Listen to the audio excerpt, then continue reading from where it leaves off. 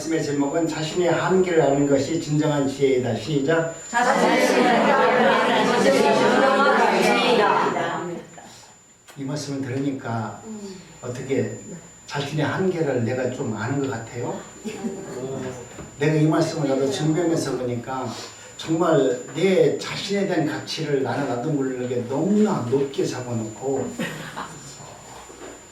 그냥 기도하면 성경에 나온 대로 찬양 부르면 할 수 있다, 맘만 먹으면 할 수 있는 존재인 줄 알고 하나님께서 허락지도 않는 걸 달라고 하고 또 그것을 얻기 위해서 죄야 주여며 기도하고 있는 내 자신을 바라보면서 참 너는 하나님이 창조의 질서에서 내가 너를 만든 그 목적을 전혀 모르고 있구나 알게 합니다. 그런데 사람들은 어떤 일이 생기면 우리는 죄송합니다만 연약하고 간사해서 내 자신을 먼저 돌아보는 것이 아니라 그 문제가 생기면 핑계거리를 먼저 찾습니다. 내가 이거 왜 실패했을까? 왜 이것 때문에 힘들어할까? 나에게 그 문제를 찾아야 되는데 나를 돌아보는 것이 아니라 이거 누가 했을까? 이거 누구 때문에 그럴까? 먼저 핑계거리를 삼아서 내 자신은 괜찮은데 이것을 하지 못하게 한 글을 찾고 있습니다. 그런데 사람은 아무도 하나님 앞에서 불신앙에 대해서 너희는 핑계할 수 없느니라 본문을 말씀합니다. 20절 끝부분에서 보면 사도 바울은 그러므로 저희가 핑계치 못할지니라 이렇게 말합니다. 무엇을 핑계치 못한다고 말씀합니까? 그것은 불경건한 자에 대한 하나님의 진노와 관련해서 우리는 핑계할 수 없다는 거예요. 나중에 심판대에 가서 아니 나는 그런 적 없어요. 예수님 다시 한번 돌아봐 주세요. 얘기하더라도 우리는 그 앞에서 핑계댈 수가 없느니라.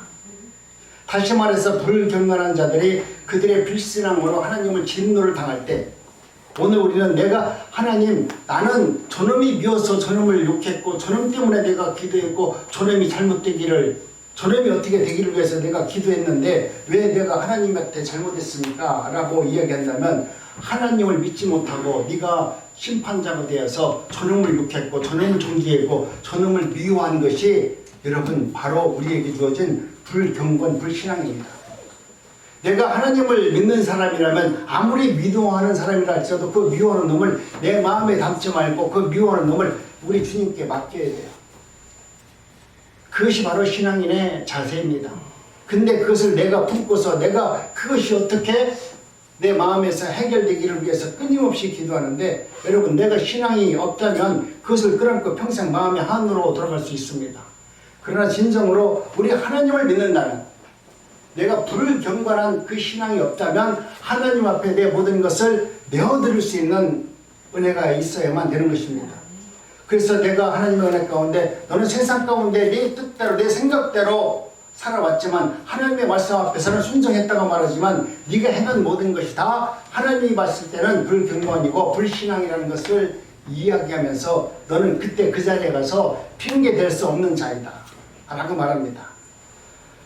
그렇기 때문에 오늘 저와 여러분들은 하나님의 은혜 가운데 바울 사도가 19절 본문에서 두 가지로 이야기합니다. 먼저 바울은 19절에서 불신앙인이 하나님의 진노 앞에 핑계댈 수 없는 첫 번째 이유를 뭐라고 말하냐면 하나님께서 당신을 알만한 그러한 것들을 너희의 마음속에 숨겨 놓았느니라. 하나님이 누구인가를 알아볼 수 있는 것을 우리 마음속에 이미 하나님은 우리를 창조할 때 담아 놓으셨대요. 말하자면 하나님께서 사람을 창조하실 때 그 마음속에는 하나님을 사모하고 하나님을 바라볼 수 있는 본성을 담아 놓았다라고 말합니다. 그렇기 때문에 오늘 우리는 내가 하나님이 어디 있어요 라고 말하지만 여러분이 하나님을 사모하지 아니하면 성령님을 사모하지 아니하면 하나님을 바라볼 수 없어요. 그냥 입으로 주여 주여 하고 주님께서 모든 일을 해 주실 겁니다 라고 입으로 고백하는 것이 아니라 나는 정말로 주님이 나의 주님이십니다. 나는 주님을 만나 뵙기를 원합니다. 주님이 내 안에서 성령으로 임재하셔서 나를 다스려 주기를 원합니다 라고 하는 사모한 마음을 가졌을 때 성령께서 내 안에서 역사를 한다는 거예요. 주님을 사모하지도 않고 주님을 믿지도 않고 주님 말씀대로 순종하지 아니하고 내 생각과 내 뜻을 이루기 위해서 기도하고 있다고 하면 우리 하나님은 그것을 가히 기뻐하지 않는다 말씀합니다. 그래서 창세기 1장 26절에 보면 하나님이 가라사대 우리의 형상에 따라 우리의 모양대로 우리가 사람을 만들었고 라고 말씀을 합니다.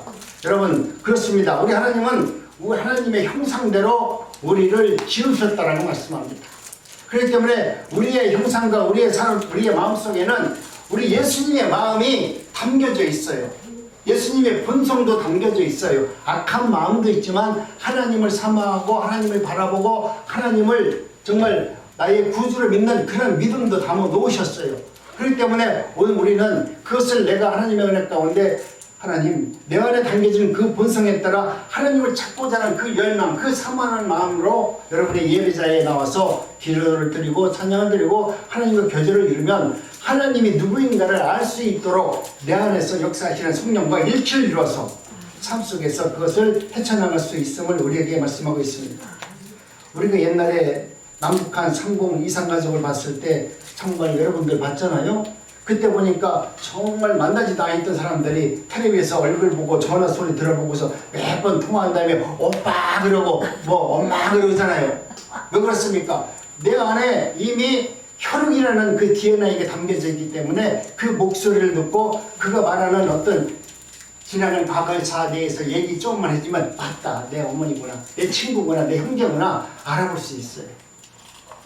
여러분도 지금 하나님의 은혜 가운데 무조건 종의 말을 듣다 보니까 아, 그분이 나의 아버지구나, 그분이 나의 하나님이시구나, 그분이 나의 메시아구나 여러분이 알기를 원합니다. 여러분이 그렇게 하나님을 만나고 하나님을 사모하는 마음이 있다라고 하면 성경을 보면 그 안에서 하나님을 발견할 수 있어요.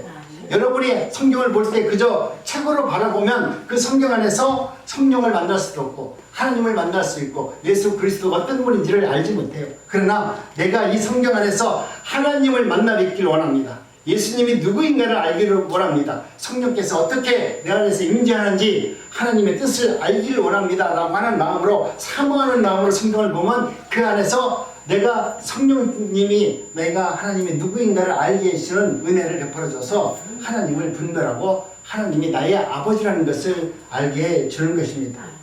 다음으로 20절에서 바울은 불신앙에 대해서 하나님 앞에서 너희들은 누구든지 진노하거나 또 하나님의 진노를 전혀 핑계댈 수 없음을 이야기하고 있습니다.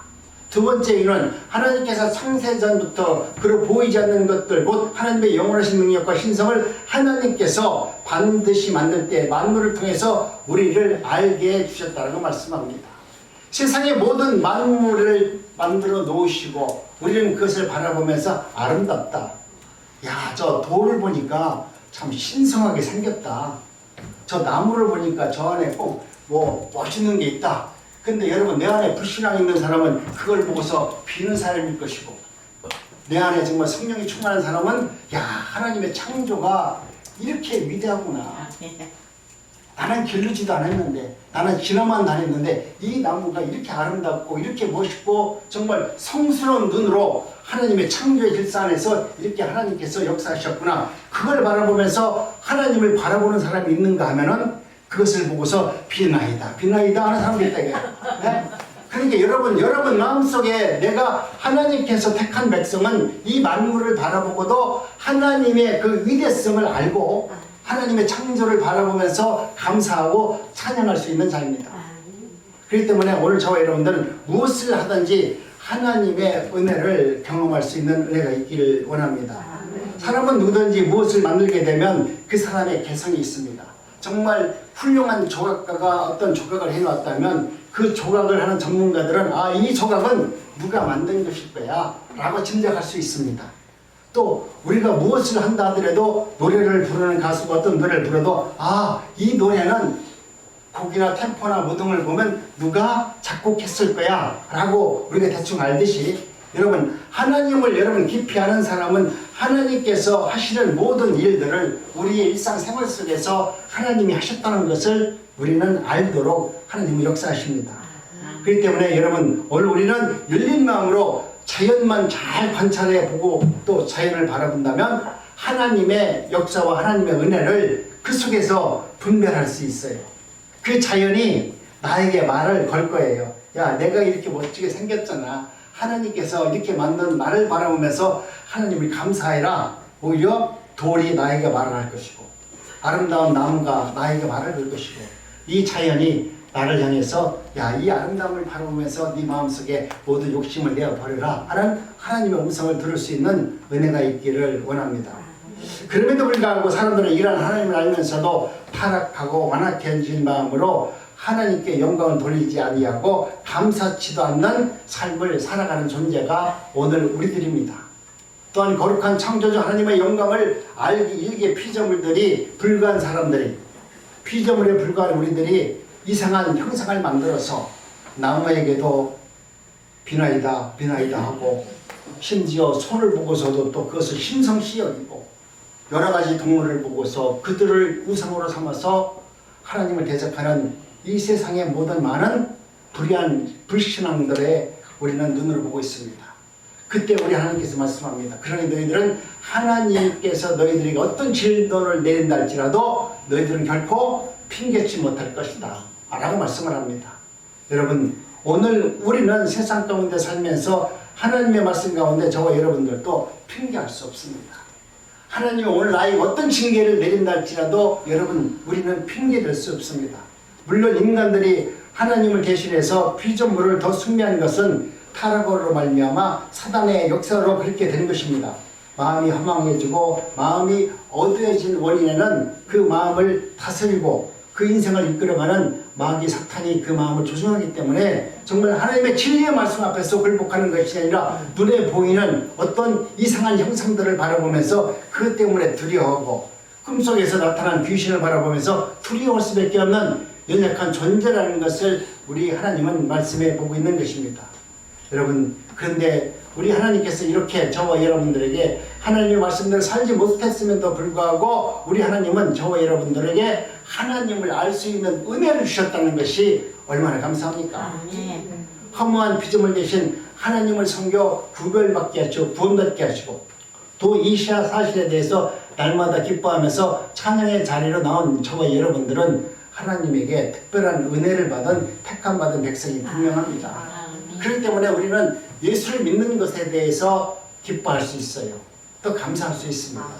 모든 것은 다 하나님의 은혜라는 것을 늘 고백하면서 살아가는 것이 우리의 삶의 본분입니다. 내가 타락하여서 허망해진 우리를 하나님께서 알고 그 하나님의 진노를 벗어나게 해서 우리를 구원하게 해주신 그 모든 역사와 은혜는 반드시 하나님의 특별한 은혜였습니다. 하나님 나 같은 죄인이 내 생각은 날마다 나를 위해서만 살았고 내 필요한 것만 구했는데도 불구하고 하나님은 그래도 나를 용서해 주셨고 창세전에 나를 구원해 주시라고 언약하셨던 그 언약을 1.1획도 어기지 않고 나를 구원해 주시는 그 하나님을 생각할 때마다 너무나 감사합니다. 이 마음속에 여러분의 마음이 정해지시고 그 마음을 위해서 살아가는 것이 우리 신앙인들의 본분입니다. 우리는 하나님의 이 각별한 사랑과 감사하면서 더욱더 우리가 믿음의 생활을 바르게 해나갈 수 있는 은혜가 있기를 원합니다. 우리 한번 합독합니다. 시작. 어리석은 자는 그 마음의 이르기를 하나님이 없다하도다. 저희는 부패하고 시부를 가증하며 선을 행하는 자가 없도다. 그 존재는 그것이 곧 빛이 세상에 왔으되 사람들이 자기 행위가 악함으로 빛보다 어둠을 더욱 사랑한 것이라. 하나님은 자마다 빛을 미워하며 빛을 오지 아니하시나니 이는 그 행위가 그러니까 아니라. 아멘. 두 번째는 우리가 하나님을 떠나는 인생은 허망하다라고 말합니다. 우리가 21절로 23절에 핵심된 단어가 뭐냐면 허망입니다. 더 구체적으로 말하면 하나님을 떠난 그 마음은 언제나 우리가 내 인생 내 멋대로 사는 것 같지만 그 떠난 이후에 우리 마음속에 남는 것은 허무와 허망입니다. 생각해 보세요.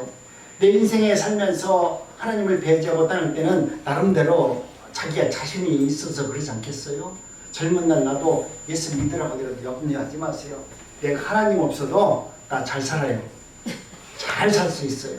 누구보다 멋진 인생을 살 겁니다. 라고 하나님 믿으라고 예수 믿으라고 얘기하면 그들이 얼마나 저 사람들은 연약해서 자신 하나도 못 가르지 못해가지고 왜 예수한테 의지해가지고 저렇게 뭐 기도하면서 울면서 달라고 하는지 내가 도저히 이해를 못했어요.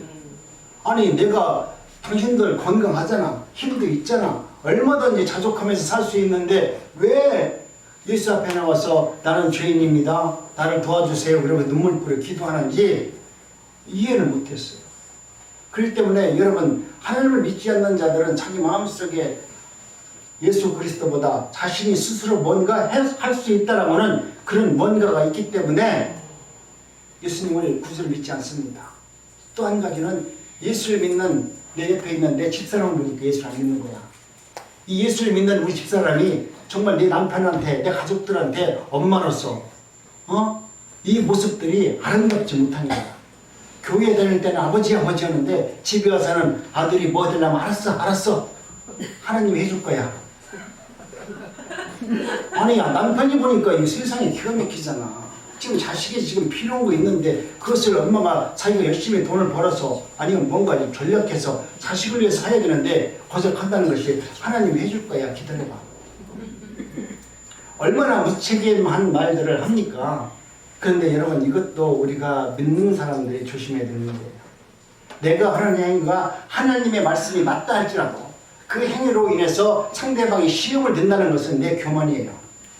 그것은 내가 아무리 믿음이 있다 할지라도 그 행위를 통해서 그 사람이 시험을 들고 그 사람이 사족하지 못하고 그 사람이 하나님을 부인할 정도로 그것이 미워하는 행동으로 비춰졌다는 것은 내 교만이고 내가 잘못된 신앙을 갖고 있기 때문에 그를 설득하지 못한 부분이 있기 때문에 그렇습니다.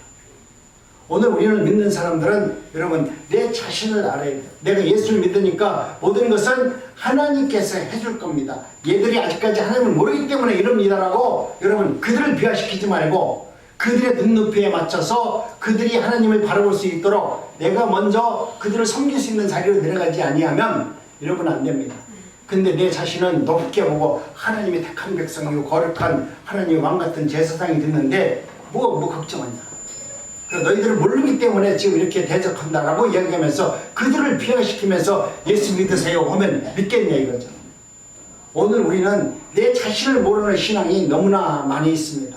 나라는 존재가 누구인지, 하나님은 왜 나를 불러서 나같이 완악하고 나같이 말 안 듣고 나같이 하나님을 모른다고 부인했던 나를 불러서 왜 하나님의 자녀로 삼아줬는지 그 은혜와 하나님의 택한 나 자신에 대해서 너무 모르기 때문에 사람들로 하여금 그리스도의 복음을 증거하는데 어쩌면 내가 거침돌이 되는 그런 신앙을 하고 있는지 한번 돌아볼 필요가 있습니다. 여러분, 오늘 우리는 하나님의 은혜 가운데 기독교인들이 이와 같은 신앙이 세상 사람들은 너희들은 예수를 믿으면서 아주 독선적이고 독단적이다. 우리는 모르기 때문에 저만 아는 것처럼 하는 이 독단적인 것이 우리 기독교 안에 있기 때문에 세상 사람들이 예수를 믿는 사람들을 욕도 하는 것입니다. 스위스 정신과 의사이며 한때 프로이드의 수제자로 알려졌던 기lum은 이렇게 말했습니다. 오늘 우리는 이 땅에 살면서 가장 큰 문제가 뭐냐면 바로 공허라고 말합니다. 세상에 살면서 큰 공허가 뭐냐면 나는 모든 것을 어느 정도 해온 것 같은데 실제로 나를 돌아다보니까 나는 아무것도 아닌 것 같아. 내가 할 수 있는 것이 아무것도 없는 것 같아. 또 실제로 할 수도 없어요. 그러다 보니까 내 마음이 공허한 마음이 들고 그로 인해서 내가 하나님의 은혜 가운데 정말 허무한 인생으로 살아간다는 걸 생각하면 우울증이 생기고 공황증이 생기고 두려움이 밀려오기 시작합니다. 여러분, 우리는 하나님 앞에 그리고 내 자신 앞에 솔직해져야 됩니다. 그리고 정직해져야 됩니다. 내가 스스로 교만해져서 하나님을 배제했고 내 믿음이 있다는 것처럼 내 행동을 한 것으로 인해서 상대방에게 상처 준 것들이 있다라고 하면 여러분, 내 자신을 돌아보면서 내 하나님, 지금 하나님 앞에서 나는 예수 그리스도를 잘 믿는다고 했지만 그로 인해서 상처당한 사람들이 있다면 하나님, 내 모든 믿음을 내려놓고 다시 하나님의 거룩한 은혜로 덧입혀 주셔서 더 그들을 섬길 수 있는 마음을 주시옵소서. 하나님이 성령으로 내 안에 오시면 그게 가능하더라고요. 그게 용서가 되더라고요. 나는 도저히 용서가 안 돼요. 저래도 한번 내가 잠깐 간증한 적이 있지만 나는 우리 처제 정말 쌀바집서서 나는 상종도 안 하려고 그랬어요. 정말 상종도 하기 싫어. 지금 이렇게 말하면 목사로서 정말 입이 아주 못됐구나 그러지만 그때 당시 그랬죠. 그런데 성령이 내 안에 오시니까 어느 순간 그렇게 살아가는 그 처제가 불쌍하게 보이더라고요. 그가 국률이 보여지더라고요. 네가 그렇게 살는데 얼마나 힘들겠느냐. 거꾸로 그 삶이 안타까워지고 궁절한 마음이 되니까 용서가 되더라니까요. 이것은 내가 갖고 있는 성품이 아니에요. 내 속에 있는 성품은 주걱이 먼저예요. 에? 그냥 말 안 들으면 이게 먼저인데 하나님이 성령의 마음을 주니까 그렇게 살아가는 그 처자가 긍휼히 여겨지고 불쌍히 여겨지니까 용서가 되는 것입니다. 여러분, 하나님의 은혜를 떠나고 하나님의 말씀과 창조의 질서에 따라서 살지 못하면 오늘 우리는 그와 같은 삶을 살 수밖에 없는 삶이라고 성경은 말합니다. 그렇기 때문에 솔로몬도 우리에게 최종적으로 이런 결론을 말합니다. 일의 결국은 다 들었으나 하나님을 경외하고 그 명령을 지킬지어다. 이것이 사람의 본분이니라. 내가 세상에서 많은 것을 경험했고 많은 것을 알았고 많은 것을 누렸다 할지라도 그 일의 결과는 허망이고 허무뿐이라는 것을 지금 말씀하고 있는 겁니다. 이 모든 것은 내가 알고 깨닫는 것이 아니라 성령이 내 안에 오셔서 깨달아졌을 때 우리가 나도 상처 안 받고 상대방도 상처 안 받는 치유가 일어나서 그 모든 문제를 해결받도록 하나님께서 성령께서 역사하신다는 것을 의미합니다. 그렇기 때문에 여러분, 오늘 우리는 하나님의 은혜 가운데 살아가는 저와 여러분들은 진정으로 하나님의 은혜 가운데 내 자신에 대한 삶을 되돌아보면서 살아가는 사람들이 지혜가 있는 것입니다. 우리가 이처럼 살아가면서 내가 하나님 말씀대로 살아가는 것이 내 인생에 큰 가치가 있는 것이고 진정한 행복이 있다는 것을 여러분이 체험적 신앙으로 점점 무장이 되어서 내 생명은 하나님의 것입니다. 하나님께서 모든 것을 이루어 주실 것입니다 라고 하는 은혜가 있기를 원합니다. 그러므로 이제부터 자신의 한계를 아는 것이 진정한 지혜입니다. 하나님을 배제하거나 하나님을 떠나 사는 것이 아니라 하나님을 내 삶의 주인으로 모시고 하나님과 의지하고 하나님을 바라보면서 살아가는 여러분이 되기를 원합니다. 우리 서로 인사합니다. 우리 모두 하나님을 주인으로 모십시다. 너무 쉬운 얘기잖아요. 예수 믿을 때 내가 언제 하나님을 주인으로 안 모셨어? 다 모셨어요. 그런데 그 주인의 말을 안 듣는 것 뿐이야. 주인을 모셨는데 그 주인의 말을 들어야 되는데 우리는 주인을 모셔놓고 주인을 노예처럼 부리고 있어. 이게 지금 우리의 한계래요. 나를 모르니까, 나라는 존재를 모르니까 하나님은 나의 주인이십니다. 성령은 내 안에 임재하셔서 하나님의 뜻을 이루어 주시옵소서 이렇게 기도를 거창하고 멋지게 해. 그런데 실제로 보면은 그 하나님을 주인으로 모시고 그 주인이 원하시는 바 그 뜻을 위해서 내가 살아가는 것이 내 본분인데 그분은 주인입니다. 그러고서 기도할 때 보면은 내 마음속에 기도는 그렇게 하지만 내 속과 내 행동과 내 삶은 우리 주님을 노예처럼 부린다니까요. 하나님 나 좀 도와주세요. 이것 좀 필요한데요. 어떻게 이것 좀 용서해 주세요. 전부 다 하나님을 주인이라고 말하고 실제로 행동에서는 하나님을 노예처럼 부리는 내 자신의 한계를 모르기 때문에 그렇습니다. 진정 나는 하나님을 나의 주인으로 모셨다면 주인이 기뻐하는 일에 우리가 참여해야 되고 그 일을 위해서 살아가는 것이 나의 본분이고 나의 직책이고 나의 직무이거늘 우리는 그것을 여러분 기쁨으로 감당하지 못합니다. 진정으로 내가 그분을 나의 주인이라고 모셨다면 주인이 하고자 하는 그 일을 참여하는 자는 여러분 즐거운 마음으로 일하게 되어 있어요.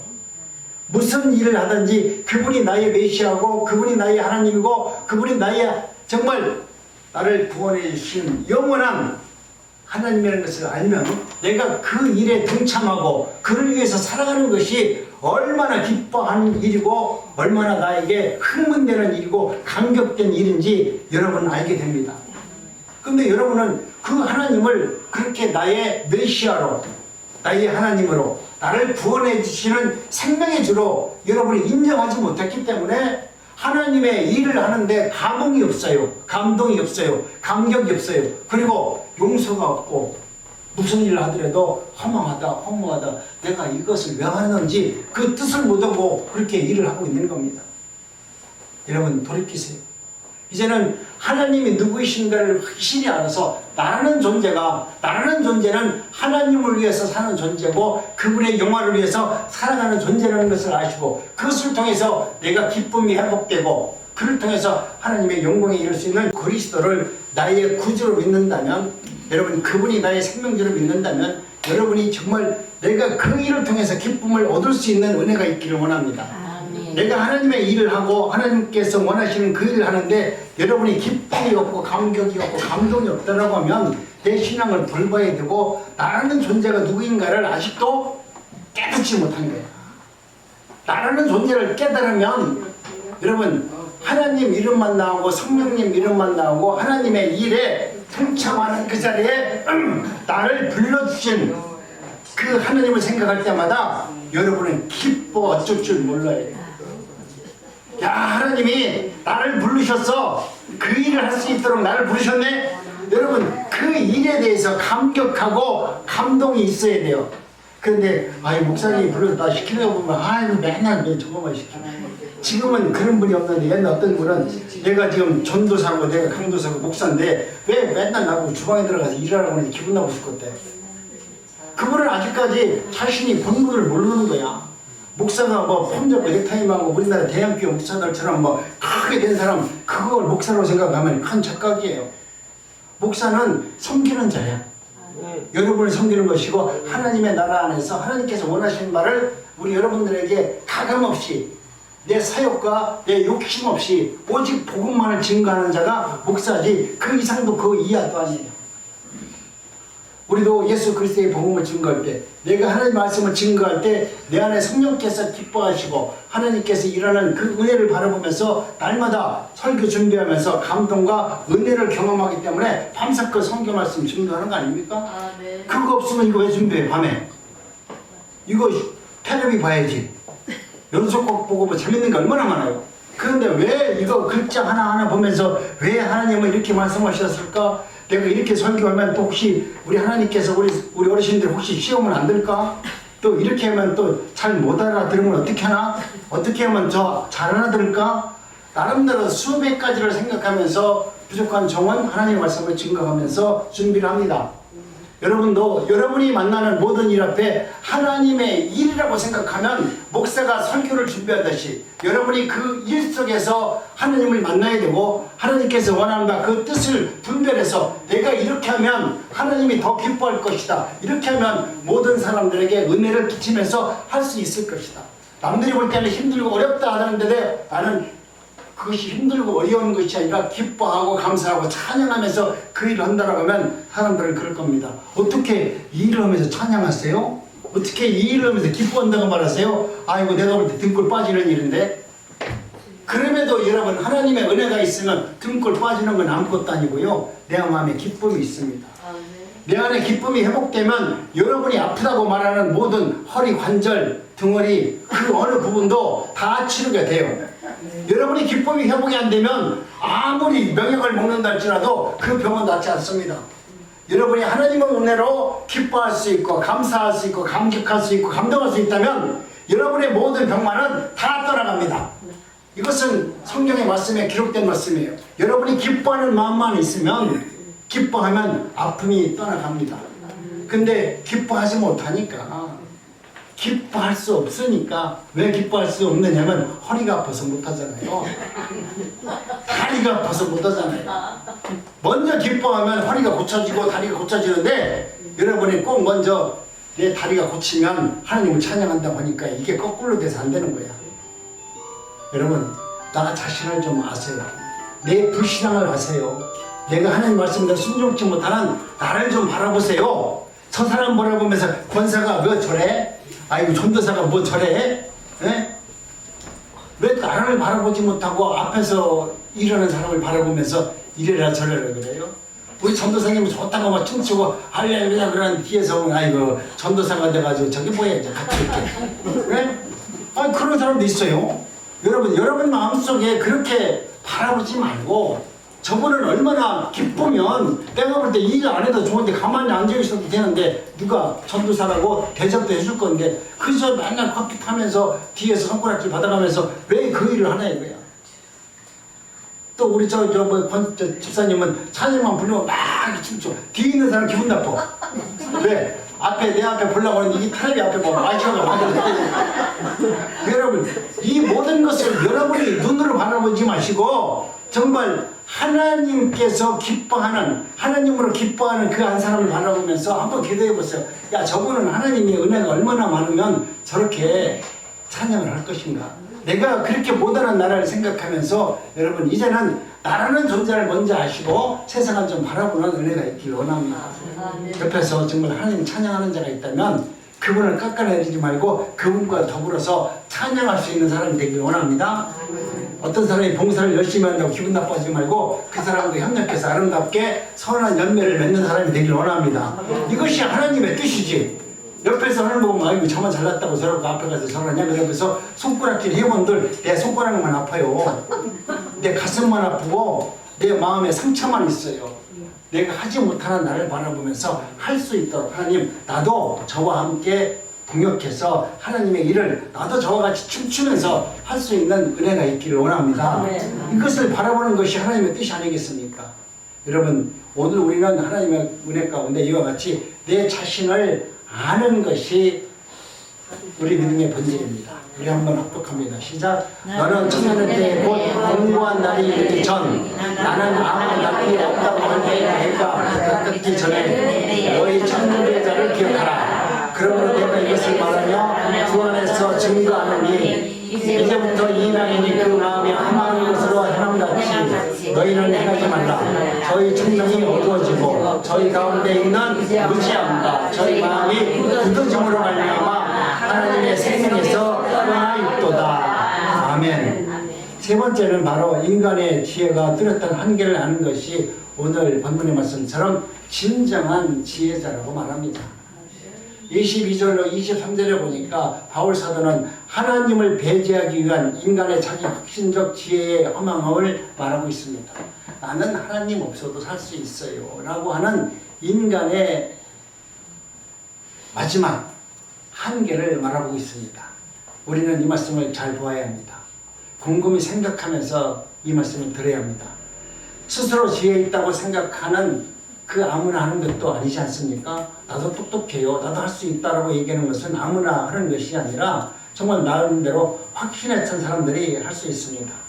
그러나 오늘 우리는 하나님의 은혜 가운데 바울 사도는 우리 인생이 네 마음대로 되면 얼마나 좋겠느냐. 그러나 네 자신과 주님을 떠나서 살아가는 그 인생은 마지막 인생은 허무한 것이다. 허망한 것이다. 이룰 수 없는 헛된 꿈을 꾸고 살았다는 것을 인생 마지막에 가서 알게 될 것이다 라고 말합니다. 그렇기 때문에 오늘 우리는 하나님의 은혜 가운데 하나님을 바라보고 하나님의 은혜를 사모하는 자가 되야지 내가 세상의 지색으로 아무리 나를 채운다 할지라도 여러분 만족이 있습니까? 우리 옛날에 보니까 이런 경우가 있었잖아요. 우리 동네에도 옛날에 있었어요. 저 사람은 공부를 너무 많이 해서 이렇게 됐대. 공부를 많이 해서 이렇게 된 사람이 많았어요. 옛날에 어른들이 그랬어. 저 친구는 공부를 많이 해가지고 이렇게 됐대. 왜 그렇습니까? 하나님을 의지 않고 자신을 믿고 자신만의 세계를 갖고 있다 보니까 결국은 그렇게 된 것입니다. 그래서 베스도가 바울에게 바울아 네가 미쳤도다. 내가 많은 학문이 너를 미치가 했도다. 근데 이것은 잘못된 거죠. 바울이 미쳤다고 말하는 것은 네가 학문을 그렇게 배웠는데 어떻게 해서 너는 예수의 복음을 증거하는 증거자가 되었느냐. 야 이놈아 미쳐도 정말 더럽게 미쳤다. 뭐 이렇게 얘기하는 거예요. 그가 만난 그 모든 것, 내가 알고 있는 모든 무가치한 것을 다 버려버리고 그들이 가치 없다고 생각하는 예수 그리스도를 나의 구주로 받아들여서 살아가는 바울을 바라보면서 세상에 있는 유대인들은 바울을 미쳤다고 했어요. 고향 사람들도 야 바울이 미쳐도 아주 단단히 미쳤다 이렇게 얘기했습니다. 여러분 오늘 우리는 하나님의 은혜 가운데 하나님으로 말미암아 저와 여러분들은 이제는 하나님께서 주시는 은혜로 내 자신을 잘 알고 살아갈 수 있는 은혜가 있길 원합니다. 하나님께서는 이사야 선지를 통해서 분명히 우리에게 이렇게 말씀을 합니다. 하나님을 거스르는 지혜의 지혜를 없애고 명철자의 명철을 가리우고 이렇게 말씀했습니다. 그런데 수많은 사람들이 그 길을 선택합니다. 하나님의 아는 지식을, 하나님을 아는 것을 먼저인데도 불구하고 우리는 세상의 가치가 먼저이고 세상의 지식이 먼저이고 세상의 명예가 먼저라고 생각하면서 그 길을 걸어갑니다.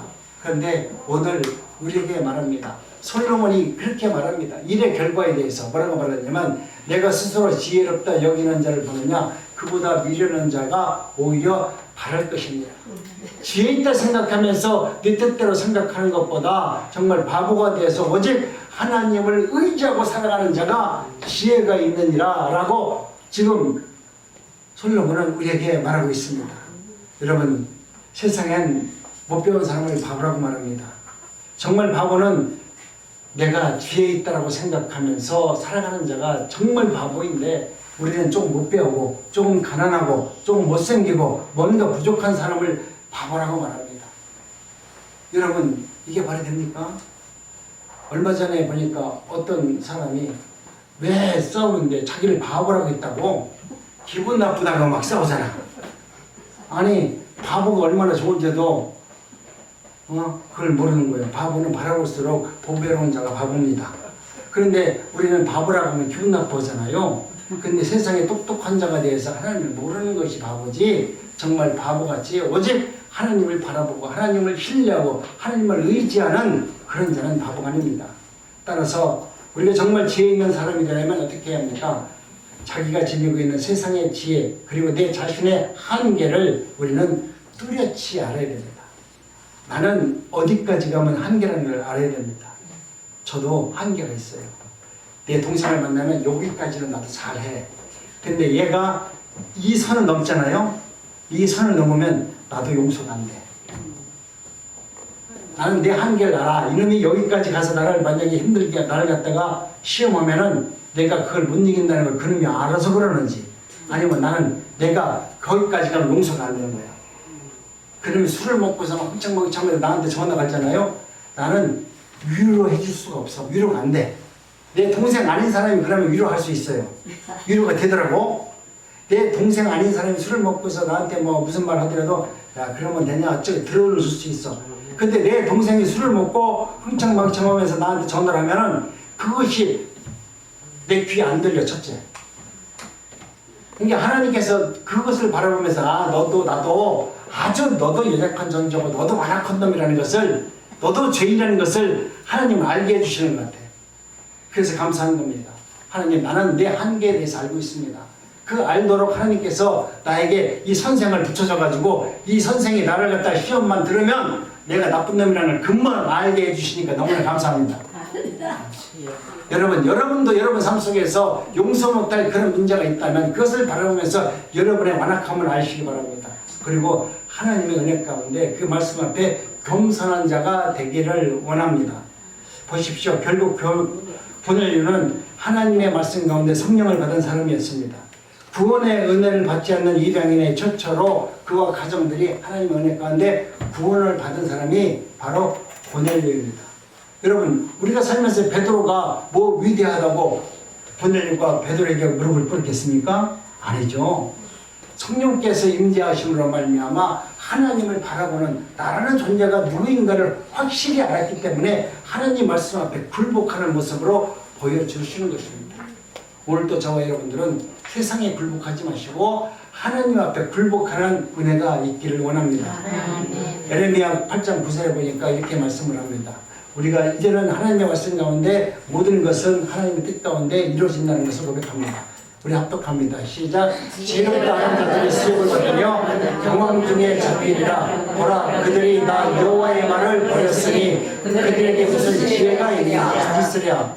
바울 사도는 이 사람들의 이 스스로 지혜 있다 하나 온전하게 되어 썩어지지 아니하는 하나님의 영광을 썩어질 사람과 금수와 버러지 형상의 우상을 바꿨다라고 하고 있습니다.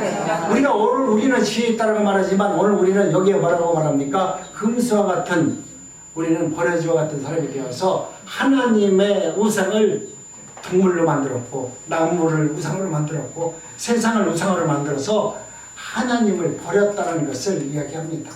이제는 여러분 하나님을 바라보면서 하나님의 은혜 가운데 날마다 새롭게 거듭나는 인생을 살기를 원합니다.